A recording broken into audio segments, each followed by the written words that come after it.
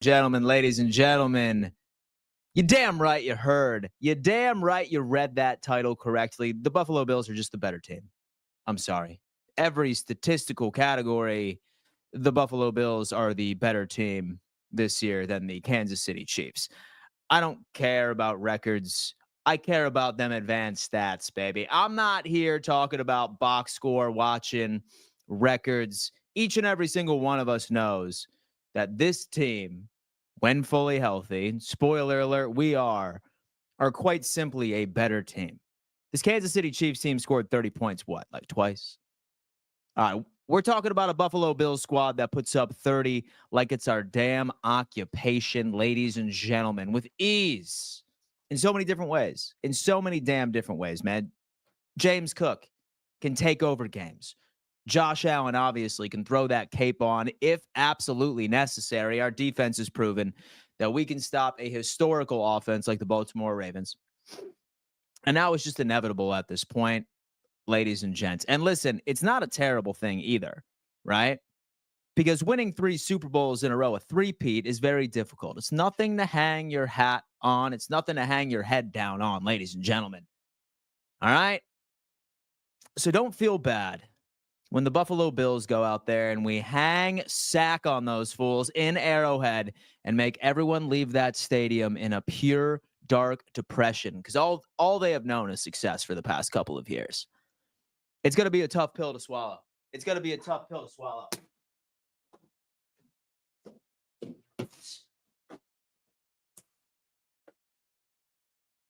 That jab right there, baby. It's deadly. It's deadly. We call it the Viper. Smash that like button on your way in. Spam Go Bills in the chat.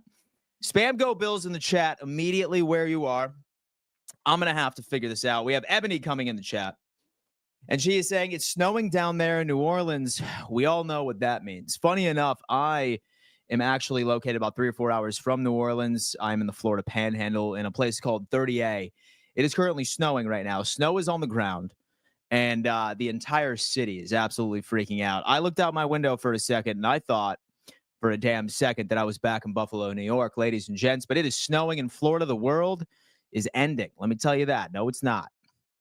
If the Buffalo Bills win the Super Bowl, I probably could say that we can make that happen. That we can make that happen, baby. Oh, my God. 13 seconds is in the chat. Ladies and gentlemen, we are talking to the #1 amateur wrestler on the face of the planet.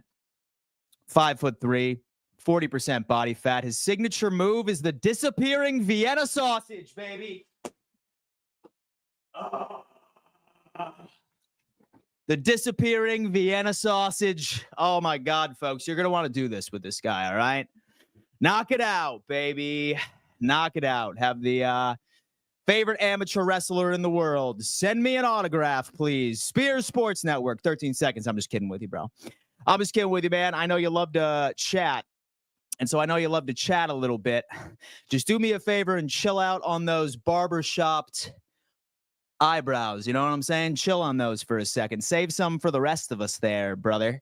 Go Bills from Lawrence, Kansas. How you doing, man? Eli is coming in. Mahomes is just getting rolling after delivering his 3rd child. Cuckold Ellie Milas. Listen, man. We saw a lot of this coming on into it. Dan, if the Bills make the Super Bowl, I'll be headed to New Orleans from Central Florida. We'll pick you up. Fantastic, my friend. I'm actually going to be there. I will be covering it for the media, which makes it even better than that. And then 13 seconds like that. All love, brother. I appreciate you coming in and showing a little bit. Go Bills. How you doing? Joey, Madden picking Bills, winning 27-24. I really don't look at that. You are going to get a beating in Arrowhead. Cuckold Eli Mellis is coming on in here with the disrespect, my friend. Don't you have some marketing to do for some cleaning supplies, Eli? I'm just kidding, Eli. I love you. Go in the game this Sunday. Super excited. Jeff, playoffs Pat is different. He will play clean ball. 3-peats is incoming. Playoffs Pat is coming. He will play clean ball 3-peat. Fun fact, man, this Buffalo Bills team. And let me tell you what, I do think that Chiefs fans can go on ahead. I do think that Chiefs fans can certainly relate because Josh fucking always threw a damn turnover each and every single game. Thank God he's finally ended up cleaning that up. It's going to be a great game. Don't be giving off them Skip Bayless vibes. Oh, man, you know I'm playing a character over here, baby, except for the fact I know it's belt to ass on Sunday. I'm just kidding. I'm looking forward to it. It always is. It's a heart attack waiting to happen. Listen, I appreciate people that get my humor and don't take things seriously. I really, really do. I love each and every single one of you, including Chiefs fans. I promise y'all are going to rock with me and my crazy ass and Bob right behind me. Come to Arrowhead, Dan Mitchell, and represent your team. Cuckold Eli Malasa. Dude, I would love to. I would absolutely love to. However, I am bad luck for the Buffalo Bills. I'm not going to lie to you, bro. Just about any time I go to a game, we lose. Except for this year when I was in New York watching the Bills and the Jets. Plus, I have some streaming contracts that I actually need to go on ahead and actually live up to. So, unfortunately, I can't really travel for a lot of games this year because I'm under contract to stream. And do my plugs, baby. And do my plugs. Like, I have to give a giant shout out to BetUS. Let's go ahead and shout these guys out for a second. Guys, currently matching 150% of your first deposit all the way up to $2,000, 125% of your second and your third deposit. And as many of you guys could probably imagine, the Chiefs are home favorites, as many of you know. Let's go ahead and pull this up real fast. Have the Buffalo Bills at +1. At +1 and the Kansas City Chiefs at -1. This is probably one of the best spreads I've seen. I've seen some that are kind of like putting the Kansas City Chiefs at like +2.5, etc. But I love this. What really gets me throbbing, what really gets the cock hard, ladies and gents, is the Washington Commanders and the Philadelphia Eagles +6. I'm not sure about you guys. My hot take of the weekend, and Chiefs fans, let me know what you were thinking about this one. I have a feeling the Washington Commanders are winning this game. I don't know why, but Jaden Daniels was damn near close. He's been on a fucking heater for the past couple of games. I feel like I'm going to have to go with Jaden Daniels on this one, man. I'm going to take that +6 all day. Absolute all day, man. Let's make this happen, man. Let's make this happen. All right, so we have Dumbbeat Deck Mike. Wow, what a name. Always a great game. Anyone who says that they are confident that they win by 2+ scores is simply hoping it's an easy win. It's going to be a heart attack game for both sides. I'm not sure if I could suffer many more cardiac arrests than I did on Sunday, which is fucking scary. Dan, Commanders or Eagles, who win? I'm going with the Commanders. I'm going with the damn Commanders, man. It's probably, I don't know, whatever. So I'll go ahead and I'll just put 500 down there just in case. Some clown put $1.3 million on the Chiefs. It was either Drake or the refs. I mean, we're going to have to see, right? Do an alternate spread for Bills +3, and it is absolutely money. Joshua, I feel like that's a beautiful take. Just accept your fate, Daniel. We are fully healthy, and we'll do anything to get the 3-peat. I know for a damn fact. I know for a damn fact that a kid who is currently rocking his parents' finance braces right now, okay, currently sifting through his V-Bucks gift cards he got for Christmas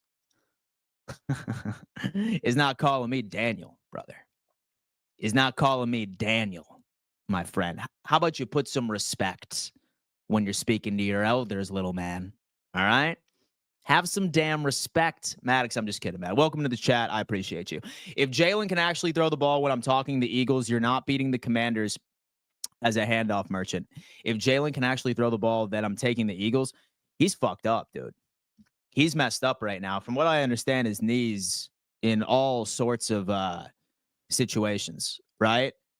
First deal that I saw was when several 3-and-1, several 4-and-1 situations where they just handed it off to Saquon. Like, that's almost automatically a tush push each and every single time, right? I don't know.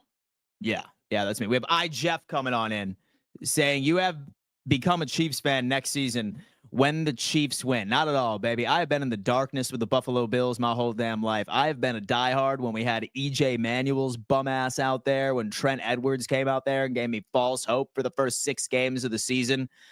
I was even a fan when the Buffalo Bills elected to name Nathan Peterman as the damn starter. All right. I was born in the darkness, my friend, Jeff. I ride with this team, whether or not that it's Jeff starting. Jeff is starting quarterback. I would be your biggest fan, my friend. I will never switch allegiances. There is no way. It's in my blood. as much as I hope that it is in yours. This guy has more V-Bucks than Kirk Cousins has Cole Cash. Absolutely. Absolutely. We already know what it is, man. Someone coming in here trying to disrespect me, calling me damn Daniel. The hell.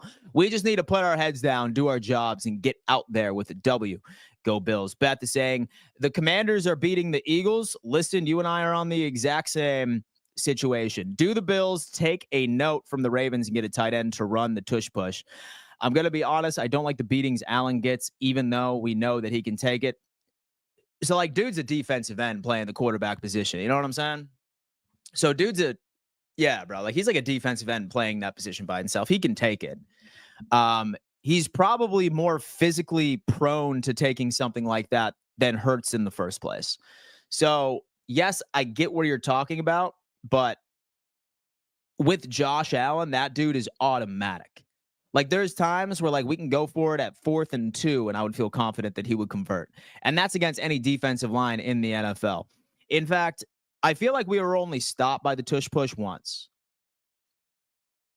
And that was a couple of years back when we lost to Tennessee with, like, seconds left, which is nuts. Oh, dude, we have Andrew coming on in. What is up, Andrew? Go Bills from over the pond, Dan. Loving these feeds and live streams. I agree with us getting to and winning the Super Bowl, but I think it'll be the Eagles lining up against us, mate. It's going to be interesting, man. It really is. I think it's all going to come down to how healthy Hurts is. As much as I love Saquon Barkley, he can really take over a game. I feel like with the way that offense in Washington has been moving, I think you're going to need Jalen Hurts to also contribute. It can't be exclusively a Saquon Barkley game, but I certainly wouldn't be surprised if the Eagles are the ones that ultimately end up making it to New Orleans. Same here. Been a Chiefs fan since before Todd Backlage. Years of heartache and ineptitude. Listen, man, I respect everyone that rode with the Chiefs during the dark times. You know what I mean? I appreciate you guys. I really, really do. It's just the kids that fell in love with Patrick Mahomes on Madden, right? Yeah, I don't even know. That's what we're talking about. At Dan Mitchell, I'm late, but how the hell are you guys the better team when Kansas City has the best head coach, quarterback combo, top 10 defense, 3 different running backs, and the healthiest, deepest wide receiver core in the playoffs? I'm the jerks coming in asking a bunch of rhetoricals, man. Listen, let me tell you something. Do me a favor and stop categorizing this squad from what it was last year, right? And not necessarily the Chiefs, because obviously, like, y'all the first seed for a reason. Y'all won games, whether or not that it's ugly or not. But, like, what your boy's about is those damn advanced statistics. You know what I'm saying? Those advanced statistics. And here's something that I like pointing out, right? It's not because the Buffalo Bills choke in the playoffs as into why the Kansas City Chiefs beat us in the playoffs, right? That's sort of my thought process here.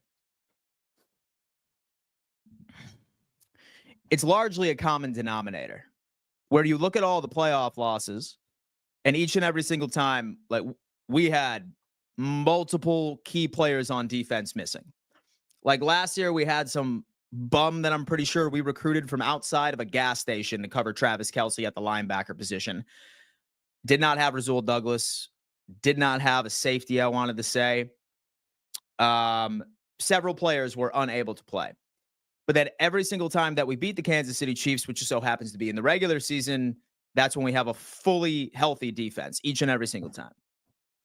And you know for a damn fact that Josh Allen ain't about to step up against the damn Kansas City Chiefs, his arch nemesis, and not go off and put up 35 points. I'm confident with the Buffalo Bills going out there and putting up 30, right? Each and every single time. And I think we can all be pretty confident in this, that Spags fears one quarterback the most, and that just so happens to be Josh Allen. I don't want to hear anything about that one Joe Burrow year where he beat y'all in the AFC Championship. His stats were absolutely atrocious. Like, y'all's defense owned him. It was Cincinnati's defense that ultimately ended up helping you guys them win that game. Spags fears one quarterback and one quarterback only, and that's Josh Allen. And I really hope that there are some Chiefs fans in here watching that can agree with that, because I just so happen to believe that that is the best matchup that Spags has each and every single year. He's the only one that he doesn't have an answer to. And I don't even want to hear the whole Joe Burrow situation either, because even during that championship round situation, Joe's numbers were absolutely atrocious. Yeah, he's had a couple of good games in the regular season, but the one QB that Spags fears the most, and I think most Chiefs fans could probably agree with, I don't know. We're going to see. We got Pacheco, Watson, Hollywood back. Y'all didn't see them in the regular. How do you feel about that? It's going to be interesting, man. It's going to be interesting. So I like the matchups. I really, really do.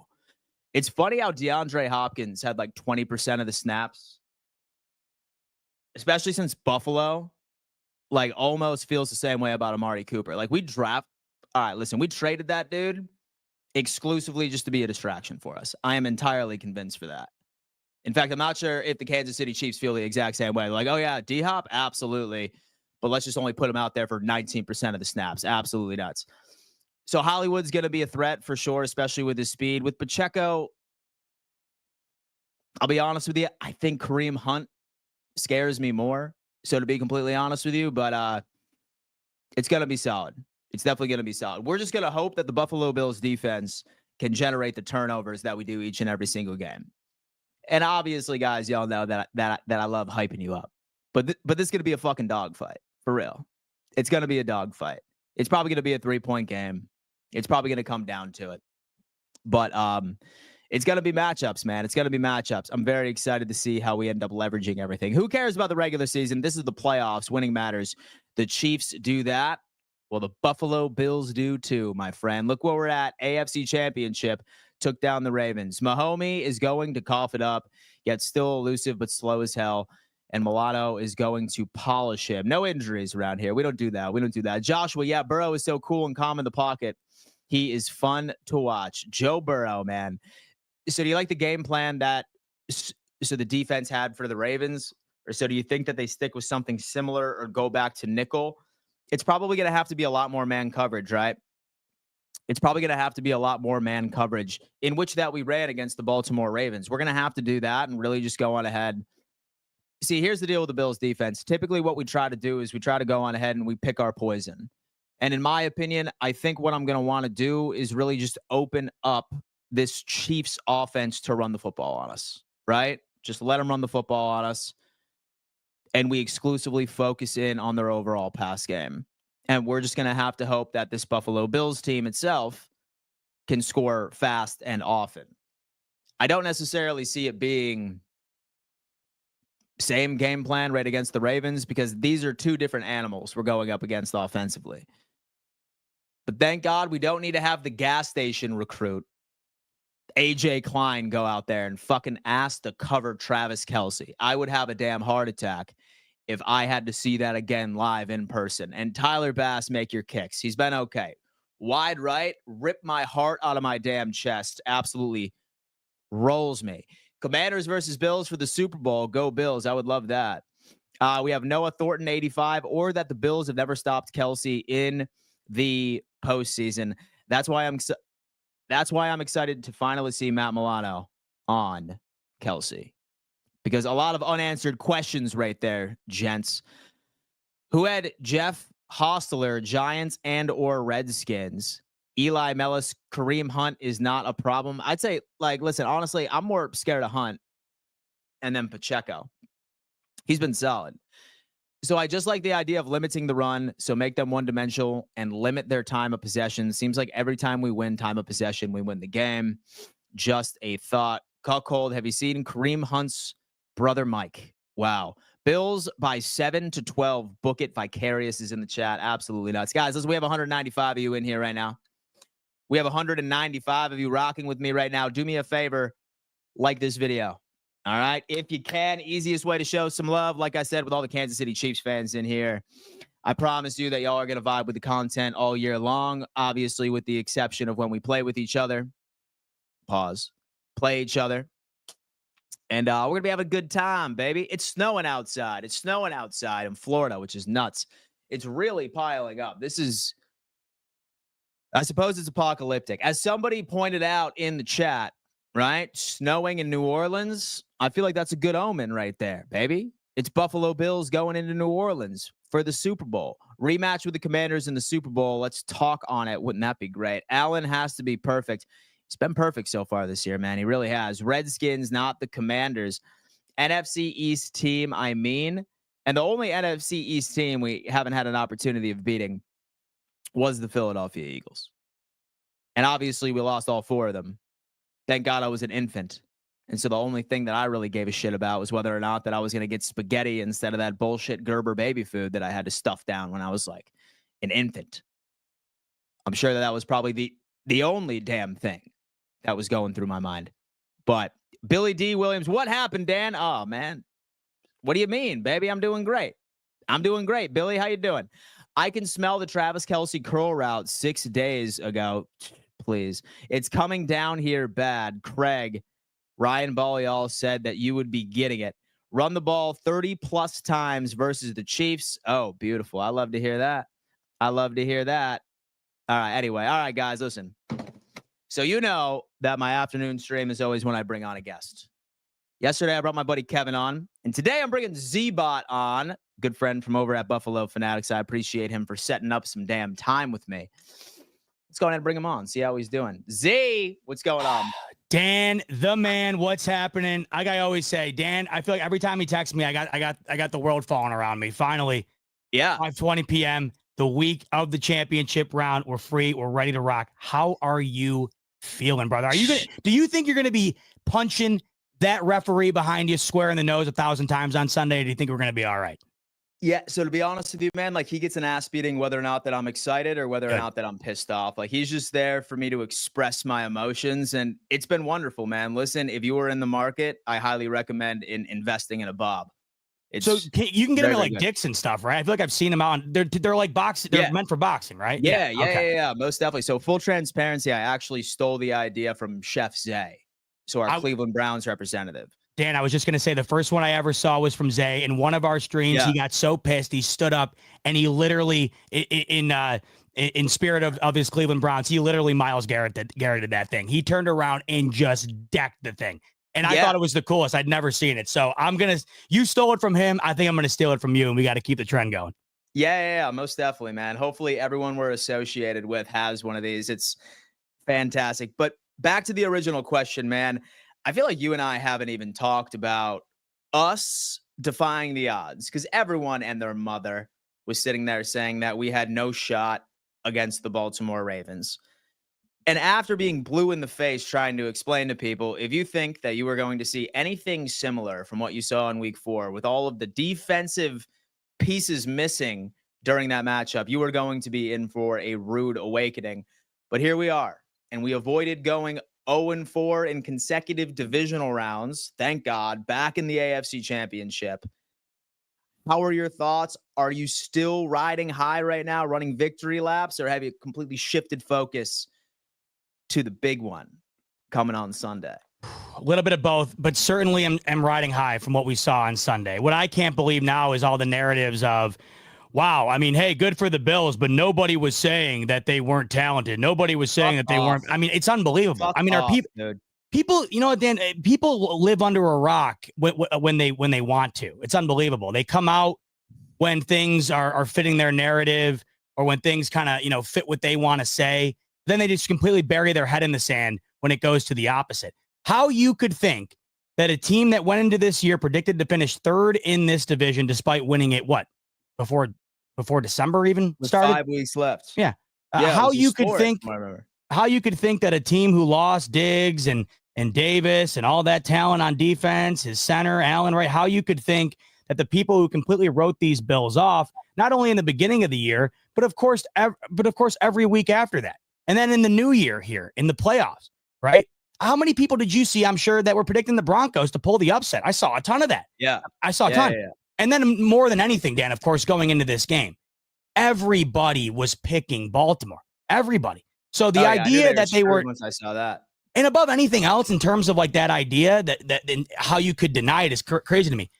They were a home underdog for the first time in franchise history in the playoffs. That right there is the ultimate definition of being, consider the underdog. I mean, they were legitimately the underdog. So that's what's killing me. But Dan, I'm riding high big time on this one because of their ability to win it on Sunday.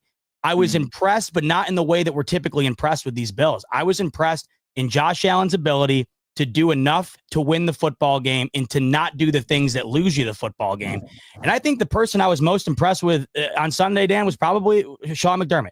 I thought it was his best coaching performance, arguably, of his career. And I think in a spot where he got rolled in week 4, he stepped up to the call and did the things necessary to win that football game. And he put that defense, who was expected to get rolled yet again, in a spot to, in my opinion, Dan, win that game in a way that I think outweighs what the offense did to some degree. I think the Bills lose that game if the defense didn't play the way that they did. Oh, yeah, for sure, man. Especially since our offense got completely stagnant during that first half. And credit to the Ravens, because they made some great adjustments. And obviously with the weather being a factor. But, I mean, dude, listen, really going back to Sean McDermott's growth, like as a head coach, his maturity, as I saw your stream earlier on Fanatics, where you talking about maturity is what got us here. And I love that sentiment. But so many key decisions, right? Like when Josh Allen got stuffed on that 4th and 2 run going in, he could have very easily been Sean McDermott and been like, okay, I could be aggressive right here, or I can go on ahead and take the points. I think him taking the points was absolutely a beautiful decision. And I know that people were worried about that 2-point conversion that Mark Andrews ended up selling at the end of the game. But like, bro, like we still had 2 timeouts in 1 minute and 30 seconds. Nothing was denying us from marching down the field at least putting Tyler Bass in field goal position. But I look at this Zbot, and I'll tell you what, I knew the Ravens were going to lose this game on Thursday. The second that I saw that they elected to practice inside because their practice field was frozen, all right, that would have been the perfect way to prepare for this game. And then as soon as when I heard from the special teams coach saying, oh, yeah, so the Buffalo Bills field is heated, now we'll be all right. Completely a drop of the ball when it comes into that overall coaching staff. But I'm just glad they're gone. And it's funny because half of the Ravens fans that have been here for the past couple of weeks have been Thanos snap route, Infinity Gauntlet, gone. They've disappeared on here. They've disappeared on Twitter. I actually had one in my stream just a few minutes ago.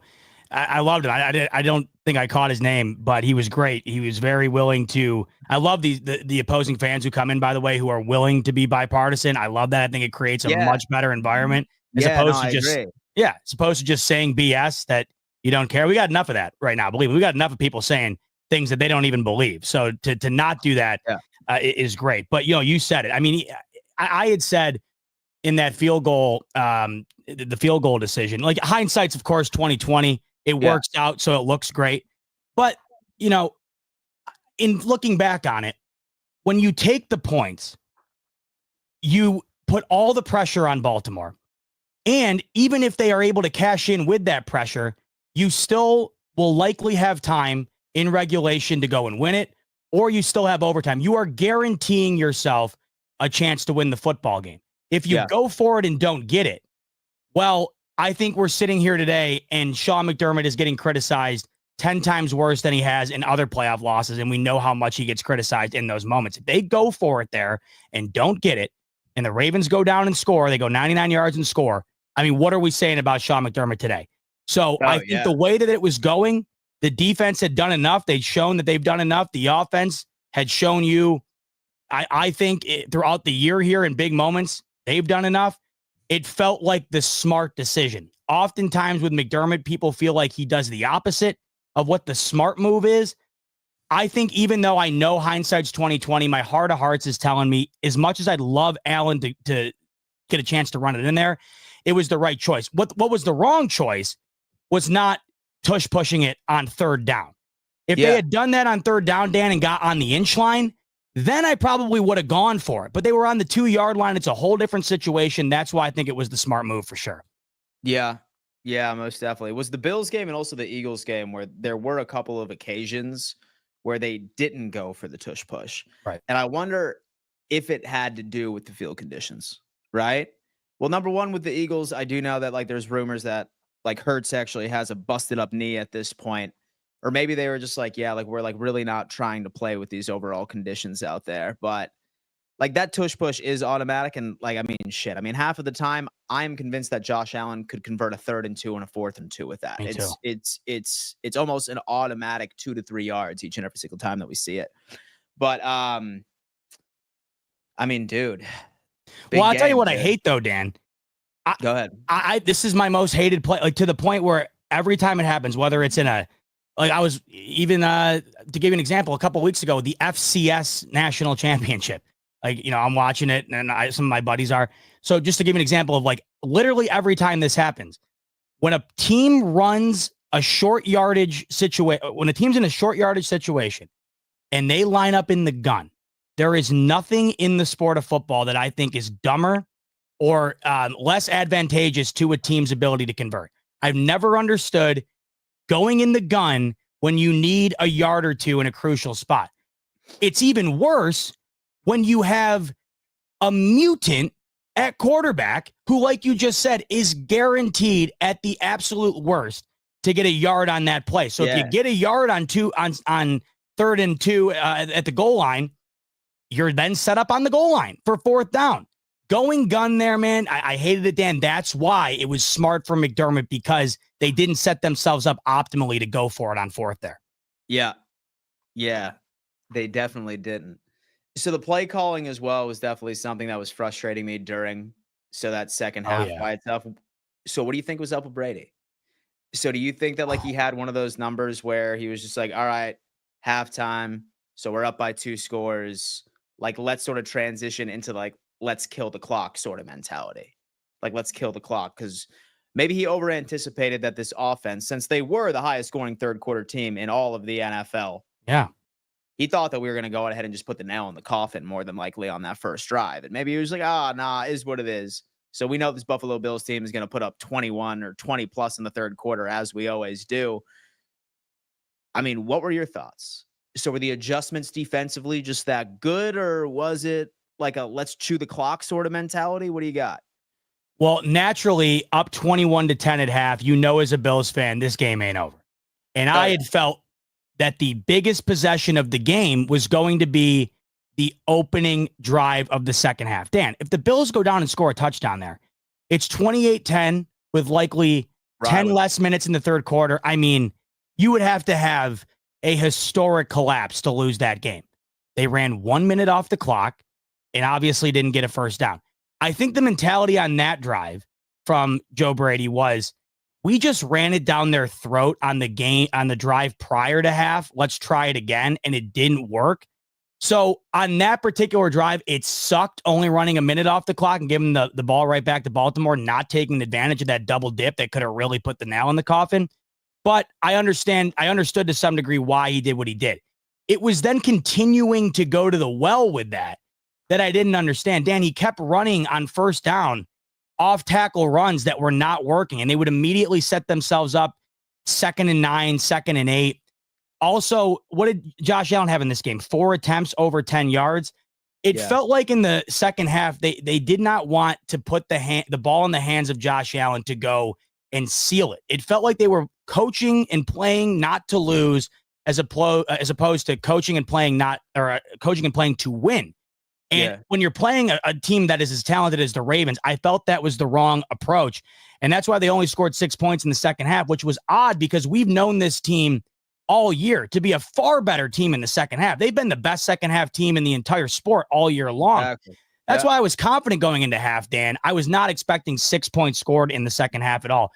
I just thought it was questionable in terms of the rotation of the same plays. It was either a pitch to the outside, a runoff tackle, or one of those swing screens.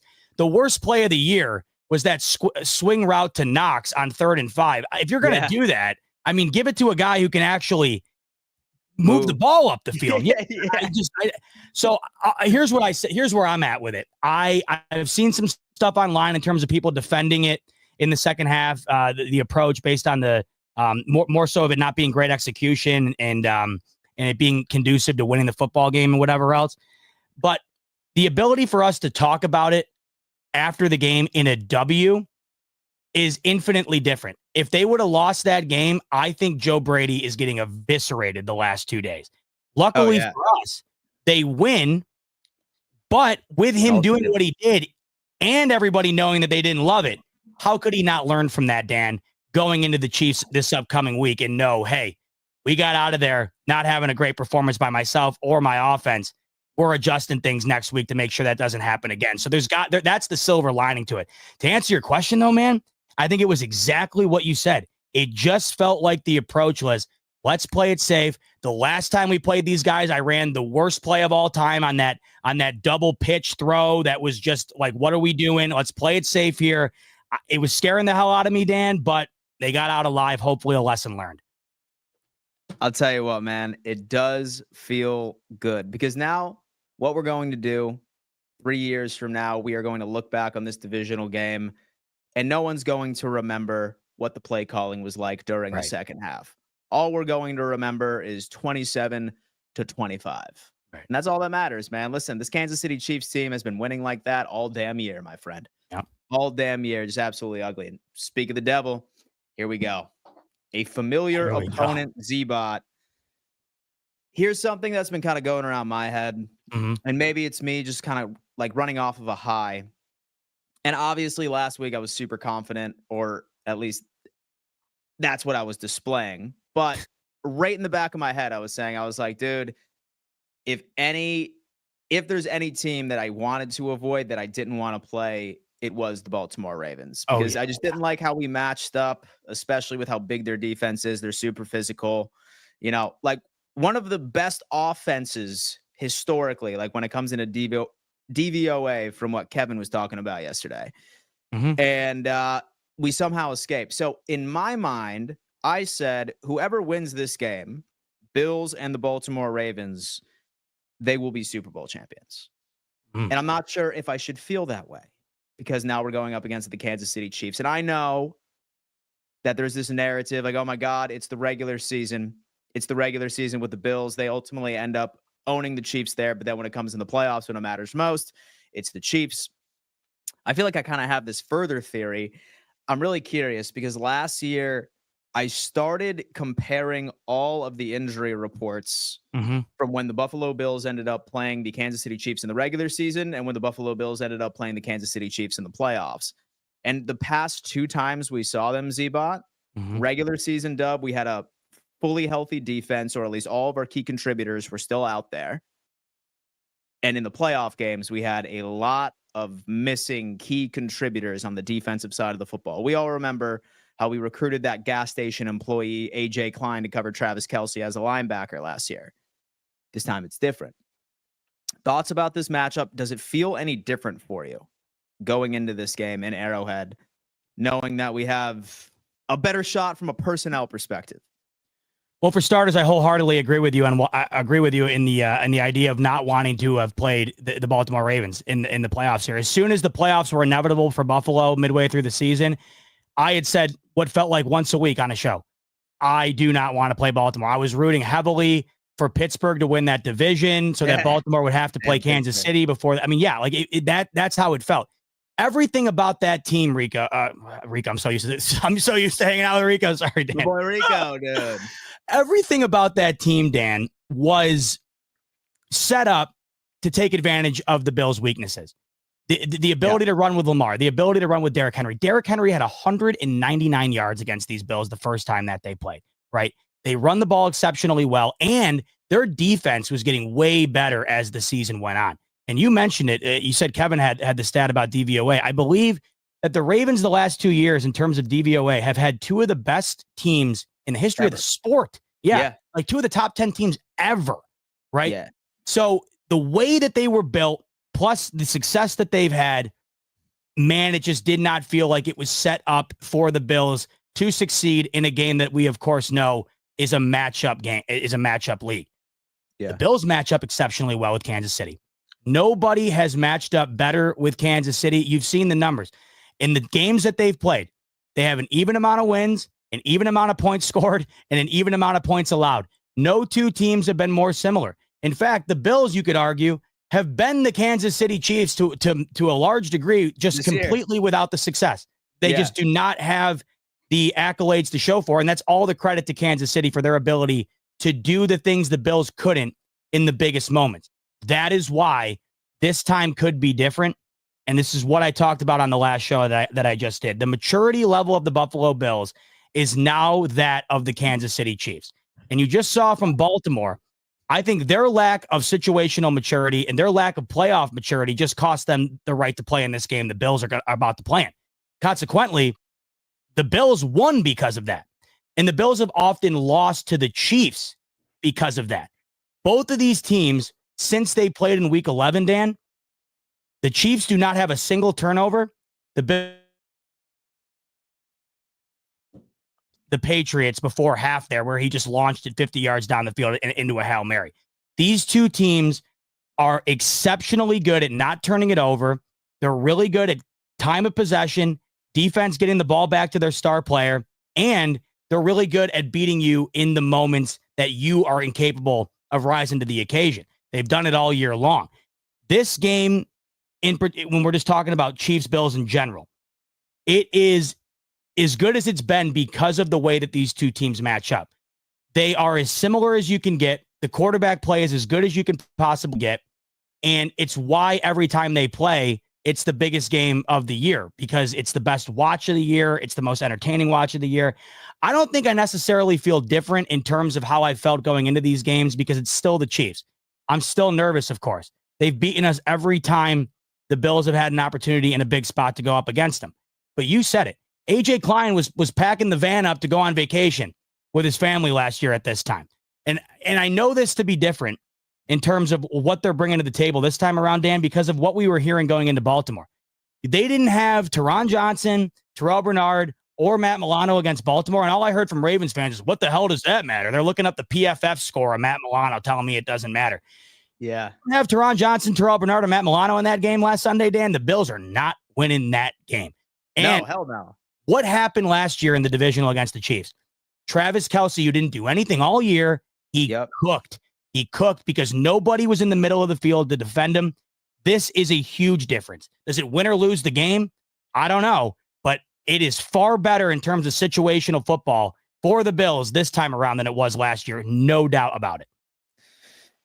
Yeah, man, it's intriguing. It really is. Like, I am looking at the potential injury report. It's not official until Wednesday. Saw that Milano was out for the past 3 games. And your boy Thigh Doc ended up putting out some sort of like thing on X where he is breaking that down. Has he talked to you about it? Is he concerned about this? Or should we still have a full go Matt Milano on Sunday based off of what Thigh's been saying?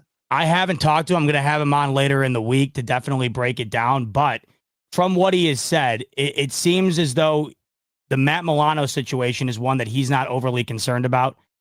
He had taken a look at it, and from what he had seen, he pretty much said he's not expecting much, but he said the key is, of course, tomorrow and what we see from the practice report. He said he'd elaborate more from there, but that we'll obviously know a hell of a lot more tomorrow. That one was interesting because he was in all game, then he wasn't, but the heat of the moment, you never really kind of factored in he wasn't in because you're just so focused on what the hell is about to happen. And then it wasn't until, yesterday, I think, when McDermott was asked about it and he was a little iffy about it. So really hoping he's fine there. And then he pretty much had the same thing to say about the other situations too. Christian Benford in particular, he's hopeful that he'll be able to practice tomorrow and play. From what I could tell, he thinks Taylor Rapp is going to go. The one that seems to be kind of up in the air might be Teron Johnson, but we saw him go back in that game. So not to speak for Thigh Doc, I'm going to have him on later in the week, but based on what he's saying, I'm optimistic that we'll have all these guys. At the worst case, maybe lose one of them, but I think we're going to have them ready to go Sunday. Yeah. Yeah, man. For the love of God, I would absolutely love to see a full defense against that offense because I'm sitting here looking, and I don't want to completely write the Chiefs off here, obviously, right? Because they find ways to win games. They are also undefeated at home. Yep. I think I saw like they've won 14 straight or something, including right in the playoffs or a significant amount. And they have a couple of other players coming back that we didn't see during that game. Of course, they have Hollywood Brown. They have DeAndre Hopkins, although that they treat DeAndre Hopkins the same way that the Buffalo Bills treat Amari Cooper, where he's just on the squad and he's getting about 20% of the snaps. He's just a glorified distraction for this team. Exactly. Which is still wild to me, man. I'm convinced that Joe Brady, he just operates like with the impression that he hates all veteran wide receiver number ones. I thought he just hated Diggs last year and he was like, I'm just trying to get this guy off the roster. But he's doing the exact same thing with Amari Cooper. I'm not going to criticize the guy because it's working, obviously, right? But it's it's still a head scratcher to me that he hasn't like had a game for this Buffalo Bills team yet. You know, the biggest play he probably made all year was against the Chiefs when they first played. The Bills force a pick. That was the last interception Mahomes has thrown this year, was against the Bills. It was his first throw of the game in that matchup in week 11. And then the following drive for Buffalo, Amari Cooper had that unreal one-handed catch down the sideline on third down. And everything. Yeah, and that led to the Bills scoring a touchdown, which, of course, was a huge factor in the football game. But, yeah, the idea of the Bills' wide receiver core, the correlation between their production and the amount of points they score, Dan, it really makes absolutely no sense. I can't get over it. You look back at this last game, and you had Amari Cooper 0 catches, Dawson Knox 1 catch for no yards, Keon Coleman 1 catch for 5, Curtis Samuel 2 for 9, Dalton Kincaid 1 for 11. They scored 27 points, which was on the low end of what they've been doing all year long. They've been scoring 30 plus points at will, so it makes no sense. I look at this Chiefs team. The way you put it, I haven't even thought about that. The way you put it with DeAndre Hopkins in comparison to Amari Cooper is pretty spot on, because when you have an elite quarterback and you have other weapons around you, plus the ability to run the ball, well, a guy like DeAndre Hopkins, a guy like Amari Cooper is going to open up those other elements. So I think that's a spot on comparison. But what I found to be interesting in this last game against the Texans was the fact that Mahomes threw for 177 yards, and 117 of them came from Travis Kelce, including about 50 or 60 of them on a wide open play where no one was near him, and he ran for it, and he can barely run anymore. That's how bad of a defensive lapse that play was. So it's crazy how much separation that guy gets. He's not fast. From what I've been told, this is what I've been told about him, Dan. He's a genius in his route running, and apparently he zigs when everybody else zags. It has to be true, because I've never seen anything like it. Every big game, you would think that the defense got together on the sideline and said, "Hey, leave Kelce wide open. Just let him sit there." You would think that's what they're saying. The guy's on an island every damn big game, all regular season, right? He's just nowhere to be found. This the exact same thing happened last year. Exact same thing.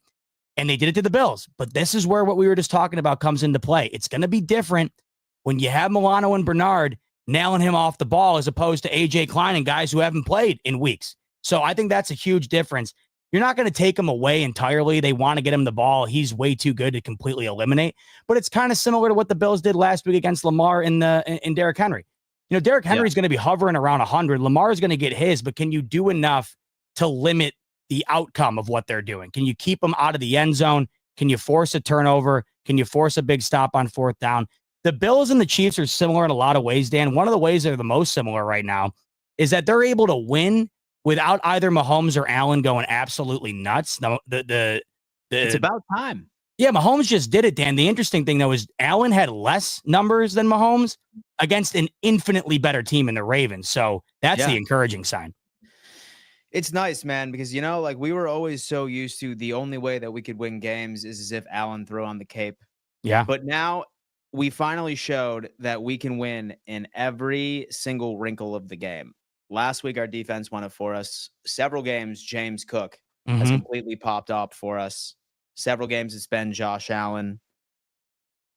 This team just feels a hell of a lot different this year, and I'm so damn excited to see this matchup coming into it.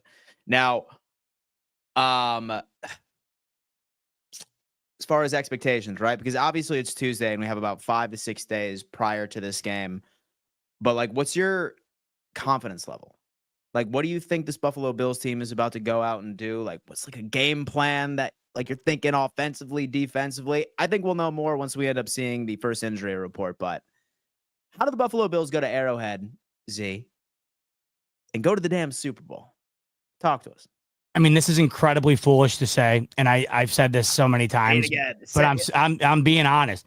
I was way more nervous about playing Baltimore than I am playing the Chiefs, because the Bills are built rather to match up with the Chiefs. They're just not necessarily built to match up with the Ravens. And I think if they played the Ravens 50 times, the Bills might win 20. The Ravens win 30. I think if the Chiefs and the Bills played 50 times, I think it's like 24-26, Dan. I just think about it. They've played what now? 10 times, and it's 5-5 each.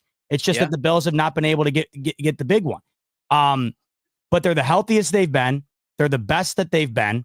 certainly offensively. I think Sean McDermott is coaching his best ball right now. And once again, you have the Chiefs in a spot where offensively, they're not the juggernaut that they were when they were beating the Bills prior to last year. The Bills were significantly diminished on defense last year. And I think that played a factor. Not saying they would have won or lost, but it's just a different circumstance this time around, I believe, because of the health. But in looking at what they did earlier in the year, the Bills were able to score 30 plus points on the Chiefs. I think that was the first time that's happened in over 2 years. Like, nobody's capable of doing it. Plus, it was the only victory the Chiefs have allowed with their starters since Christmas Day of 2023, which is insane. Now, I don't want to go back to that game too much just because it's low-hanging fruit. That's what Ravens fans were doing all last week, and we know that it doesn't matter. And that was really what Tampa Bay fans were doing. They beat the Commanders 37-20 earlier in the year. They lost that game. So it doesn't mean a whole lot, but there's elements of the game that I'd like to see repeated. And one of them, and we didn't see this Sunday, Dan, and I was kind of shocked by it. I need to see Allen running the ball more. There's no team in the league that Allen runs the ball more against than Kansas City. And the last time they played, he had a season high in carries in 12 for 55 yards. Every time they play, they seem to let Allen run the football. I want to see that again this upcoming weekend. Going back to the divisional round of last year too, the Bills had tremendous success running the ball. I think it's a possession game, obviously, with these two quarterbacks. So in terms of game plan, Dan, I would really love to see the rush be a focal point, much like it was on Sunday against the Ravens. But this time, I'd like to see Allen's legs utilized a little bit more. Run the damn ball and go ahead and cross our fingers and hope that Patrick Mahomes can get some sort of turnover, right? No doubt. We're talking about the number one turnover differential team in the NFL. Talk about a damn improvement. We went from a team with a quarterback that was, quote unquote, a turnover machine to the team in the NFL that turns the ball over the least in the NFL. And just isn't it incredible? Isn't it incredible? It's insane, man. With no production drop off either, right? Yeah. Allen had 29 throwing touchdowns, 18 picks last year, 28 throwing touchdowns this year, Dan, 6 picks. Yeah. Pretty crazy. Yeah, most definitely. So I'm not sure about you, man, but like, so the petty part of me still wants Lamar Jackson to win MVP now. I see where you're going. It's the petty part of me. He's going to win it. And I just thought that I had cared a lot about it because I'm so sick and tired. Yeah, me too. I keep coming to the idea of if these guys, if the NFL just ceased to exist tomorrow and we have to look back and Allen has 0 MVPs to Lamar's 3, it's going to be a really unfair way to view what these guys were during their time playing. There's not a single shred of me that believes Lamar Jackson is 3 MVPs better than Josh Allen. And when you looked at the landscape of which these two guys had to play with this year, I mean, the All-Pro voting let you know everything you needed to know. The Ravens had 6 and the Bills had 1, and it was Josh Allen. I don't know how that's not conducive to him being the MVP, but I totally see what you're saying. That's why I thought there was more pressure on Lamar on Sunday, Dan, because you lose that game and then go accept the trophy over the guy that beat you.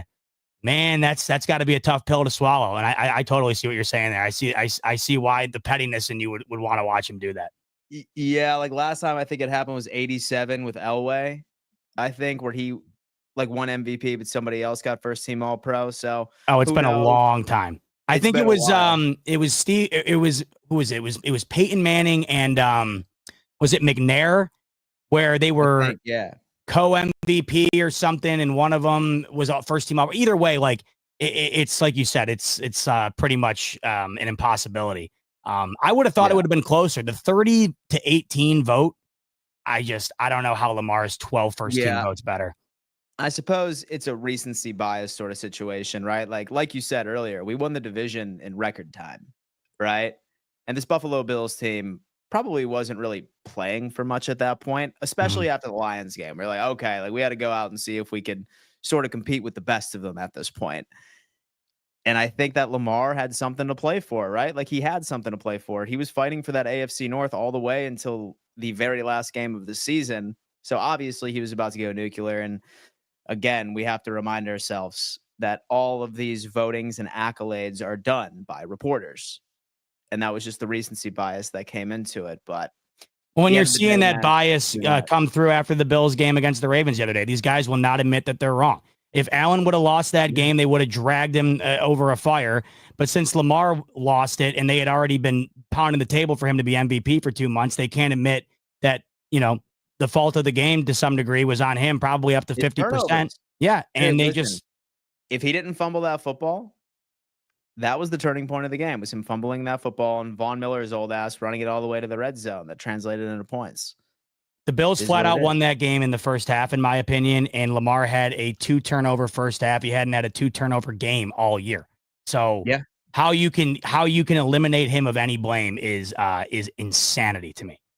It's the media, man. It's the media. Big Papa Bill saying 2018, 22 Mahomes, incredible quarterback, 2023 current refs. Wow. Well, it's nice that Clete Blakeman is running it, right? Yeah, of course. Except for we need to go on ahead and expect about 40 flags, man. He was the ref versus Bills Jets at Oh, it home was last time they unwatchable. played. If Yeah, he it was pulls bad. that again, then the NFL needs to look into it. Not because anyone's benefiting from it, but because it creates a terrible product. It's unwatchable. No, yeah, it really, really does. Life of Ozing, Pat's hire OC Josh McDaniels. Wow.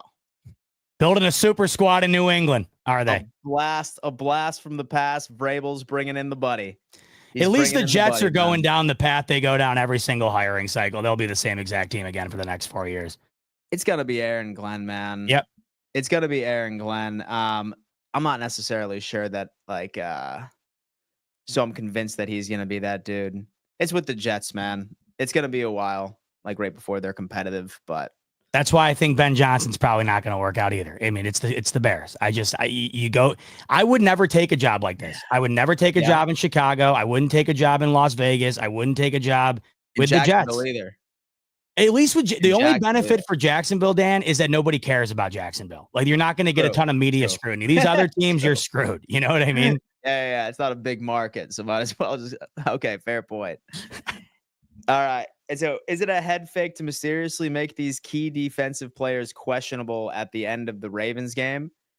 I wouldn't be surprised if we see all of those players that we're worried about on Wednesday be listed as limited. A little gamesmanship from McDermott, you think? Yeah. I think I could totally see him do that. And as far as Christian Benford's his concussion, we know that especially when it comes to playoff time, that protocol speeds up to unprecedented times. Right? They all just miraculously recover from a concussion in the playoffs. Nothing ever happened. Yeah, I mean, Ray Davis was in the same spot last week. He was questionable. Then he played. He had a big impact on that game. So, he did, man. He did. It just goes to show you what Joe Brady has been putting together for this run game. Thoughts on him being a head coach next year? What do you think, man? I hope not. I really hope not. Yeah, me too. I mean, for him too, I'm looking around here and I'm wondering, is it worth it?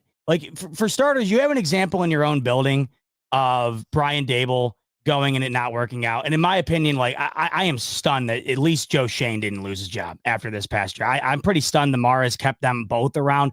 I probably would have kept Dable around just because I felt like he was never set up for success, but it felt like Shane kind of put them in that spot. But I'm looking around at all the openings here, and it really is all going to come down to how desperately he wants to be a head coach. If he really wants to be one, I think he could be one. But I don't think there's any harm in coming back another year where the Bills are going to have more money to spend. They're going to have more talent next year than they did now.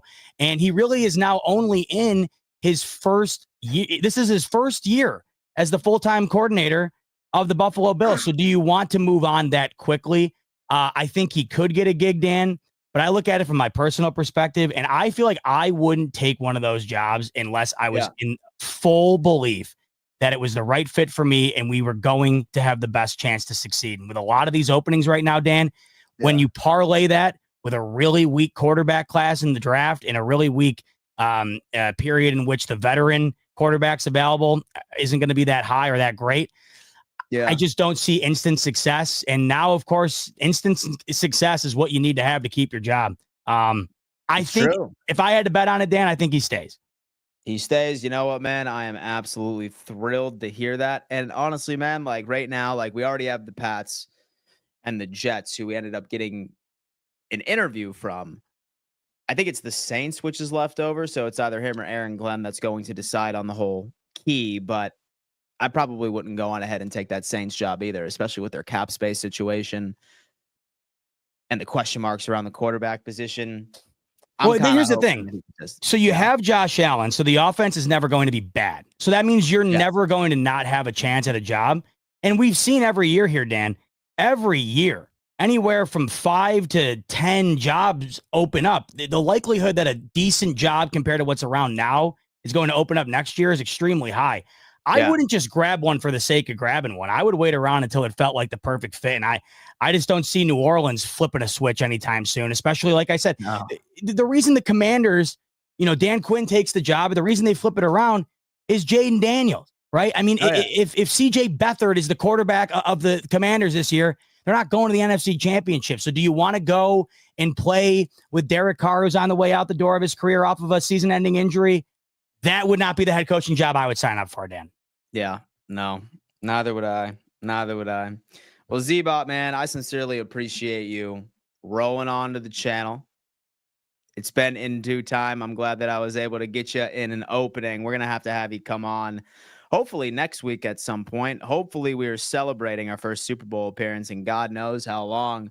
What's going on the Fanatics channel for the rest of the week, man? What can we look forward to over there? Well, Dan, you can have me sleep on the channel. I'll do a 48-hour stream on your channel. The Bills beat the Chiefs. I'll sleep on here. I'll eat on here. I'll shower on here. I'll do whatever. I don't care. I'm going to be talking Bills all next week if we get the privilege of doing that. But tonight, hosting the NFC West Roundtable, you're going to want to check that out. We're talking with the boys over there, including Jake, who's going to talk to us about that heartbreaking loss the Rams suffered to the Eagles, see how much the weather played a factor into that. I still can't believe that they had an ability to win that game at the end. They went from not being able to get a first down to, oh my God, Puka just made one of the catches of the year and they're in business. So we'll be talking about that tonight. And then the rest of the week, I mean, Dan, we're getting hyped up. We'll be live. Rico will be live, him and I together. And we're going to be doing what you're going to be doing and everybody's going to be doing. And that's just getting locked in, getting ready, and getting excited. And I tell you right now, I'm already through the moon stoked, or through the roof stoked. This is what you hoped for as a kid right here. The ability, if you would have told me as I'm watching Peyton Manning and Tom Brady run this league, if you would have told me, hey, before you're 30, the Bills will have that rivalry with another team, I would have looked at it and been like, yeah, and how many more wishes do I get, Genie? You know what I mean? That's what I would have said.